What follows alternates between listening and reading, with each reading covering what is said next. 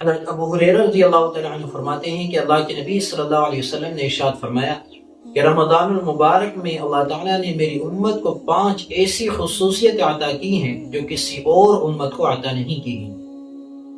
وہ 5 خصوصیتیں یہ ہیں۔ نمبر 1، روزے دار کے منہ کی بو اللہ کے نزدیک مشک سے بھی زیادہ عمدہ ہے۔ روزے دار کے منہ کی بو اللہ کے نزدیک مشک سے زیادہ پسندیدہ۔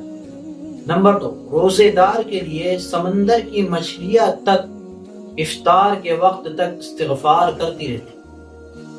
نمبر 3، اللہ رب العزت روزانہ جنت کو آراستہ کرتے ہیں، سجاتے ہیں، تو جنت سے کہتے ہیں کہ ان قریب میرے بندے اپنے اوپر سے مشقت اتار کر ختم کر ان قریب تیری طرف آنے والے۔ یہ معاملہ اللہ تعالیٰ روزانہ ہر روز جنت کے ساتھ کرتے ہیں۔ نمبر 4، رمضان المبارک میں سرکش شیاطین کو اللہ تعالیٰ کی طرف سے قید کر دیا جاتا ہے۔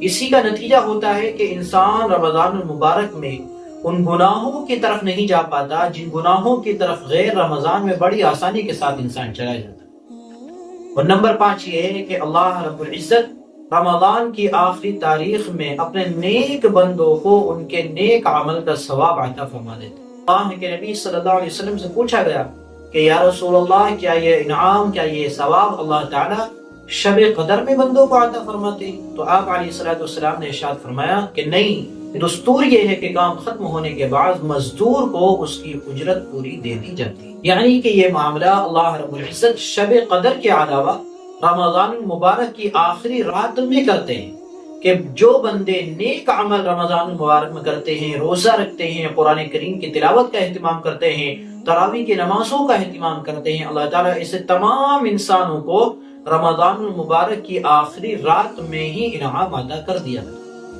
یہ ہے اللہ رب العزت کا نظام کہ اللہ رب العزت نے اس امت محمدیہ کو یہ 5 خصوصیت ایسی عطا فرمائی ہیں جو کسی اور امت کو اللہ کی طرف سے یہ چیزیں عطا نہیں کی گئی۔